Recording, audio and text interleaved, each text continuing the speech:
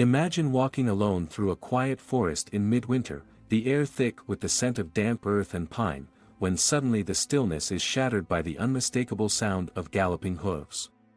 As the noise grows louder, the forest seems to pulse with an eerie energy, and you feel a deep, unsettling presence closing in. Out of the shadows, figures emerge in the sky, ghostly hunters mounted on black steeds, their hounds howling at their heels. Eyes wide and heart racing, you realize with a chill that you are witnessing the wild hunt, a spectral procession of the dead and the damned, racing across the sky and earth, led by ancient gods or mythic figures. This ominous phenomenon is said to traverse the skies, lonely roads, forests, and open fields, particularly during the cold, dark nights of midwinter. The hunters are usually depicted as spirits of the dead, ghostly hounds, or, in some variations, fairies, valkyries, or elves. It is often accompanied by ominous sounds and fearsome creatures. Witnessing the hunt is considered both terrifying and perilous. One of the earliest recorded accounts of the wild hunt's appearance, documented by English monks, followed the appointment of the ill-fated abbot Henry d'Angely to the monastery in 1127. The account describes 20 to 30 demonic huntsmen, black, enormous, and fearsome, riding on black horses and black he-goats. Their hounds were described as jet black with saucer-like eyes. The hunt was seen in the deer park of Peterborough and throughout the surrounding woods extending to Stamford, lasting 9 weeks and only ending at Easter. The term wild hunt was popularized by the German folklorist Jacob Grimm in his 1835 work Deutsche Mythologie, German Mythology, where he detailed the concept of the wild jagd. The wild hunt is a recurring motif in the folklore of various northern, western, and eastern European cultures, with roots in the mythologies of the Germanic, Celtic, and Slavic peoples. However, variations of this motif also exist in global folklore, including tales of spectral warriors in Japanese legend and the Iroquois story of celestial brothers who eternally pursue the Great Bear. The identity of the wild hunt's leader varies by region. The most well-known version of the wild hunt comes from Norse and Germanic traditions, where the leader is the Norse god Odin, or his Germanic counterparts, Woden or Wotan, the god of wisdom, war, and death. He is often depicted riding his 8-legged horse, Sleipnir, accompanied by wolves and ravens, with the Valkyries herding the undead to their home in Volaba. In some variations, Woden is replaced by his wife, Holda, in northern Germany, or by Perkta in southern Germany. Odin's hunt was typically heard but rarely seen, with a distinct feature being the barking of his dogs, one bark louder and the other fainter. According to some accounts, the forest would fall silent, with only a whining sound and the barks of dogs being audible. In some versions, Odin does not ride but travels in a wheeled vehicle, specifically a one-wheeled cart.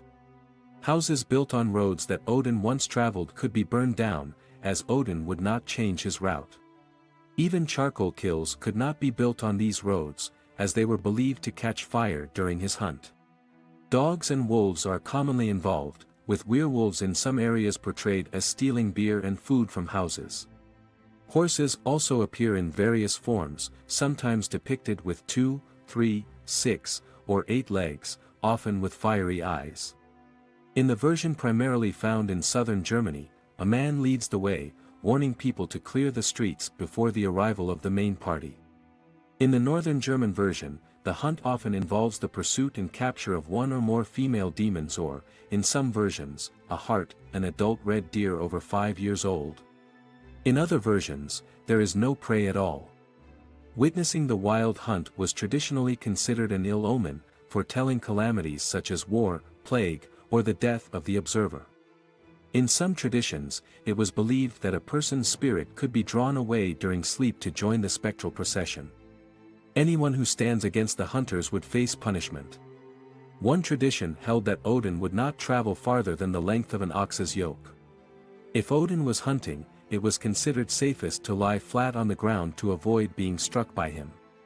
Standing in the middle of the road during the encounter was also said to offer safety. It was considered wise to carry a piece of bread and a piece of steel when traveling to church and back during the times of Yule. If one encountered the rider wearing a broad-brimmed hat, the steel was to be thrown in front of him, while meeting his dogs required throwing the bread instead. If these precautions were not taken, witnesses might be abducted and left stranded far from home, or worse, dragged into the realm of the dead or the fairy realm. Alternatively, those who assist the hunt might be rewarded with money, gold, or, most commonly, a leg from a slain animal or human. However, this gift is often cursed in such a way that it is impossible to rid oneself of it. In these cases, the person must seek a priest or magician to banish the curse or trick the wild hunt into taking the leg back by asking for salt, which they cannot provide. With the advent of Christianity, the original story of the wild hunt may have evolved into that of a dark, fearsome power led by the devil himself, searching for the souls of sinners, or by a human cursed for desecrating the Sabbath by hunting on a Sunday. In Gottfried August Berger's ballad Der Wild Jäger, nobleman who dares to hunt on the Sabbath encounters both a curse and a pack of demons in the woods. In some versions, the hunter is said to have asked God for the ability to hunt until Judgment Day, becoming an eeuwige Jäger, eternal hunter. In British folklore, the wild hunt is linked to hellhounds chasing sinners or the unbaptized. The howls of Gabriel's hounds were believed to presage death or disaster. In Devon, the hunt is particularly associated with Wistman's Wood. Another legend tells of King Hurla, who visited the fairy king and was warned not to dismount from his horse until the greyhound he carried leapt down. Upon returning, he found that 3 centuries had passed, and those of his men who had dismounted had turned to dust. King Hurla and his men are still riding today, as the greyhound has yet to jump down. Even King Arthur has been associated with the wild hunt. In Somerset, at Cadbury Castle, an old lane called King Arthur's Lane is linked to the legend that on wild winter nights, the king and his hounds could be heard rushing along the lane. In Welsh folklore, Gwyn ap Nudd is depicted as a wild huntsman riding a demon horse, hunting souls by night with a pack of dogs of hell that are white-bodied with red ears, particularly near Cad Idris in Wales. In Arthurian legend, he is the king of the underworld, tasked with ensuring that imprisoned devils do not harm human souls. In Ireland, the spectral figures are often identified as the Slua Sidhi, a fairy troupe that brings chaos to unsuspecting humans, led by Manan and Mac Liar, the king of the otherworld. In northwestern Spain and northern Portugal, the wild hunt comprises a procession of ghosts or souls, led by a living person, usually a parishioner from a specific church, who carries either a cross or a cauldron of holy water, sometimes both. This person is followed by the souls of the dead, each holding a lit candle.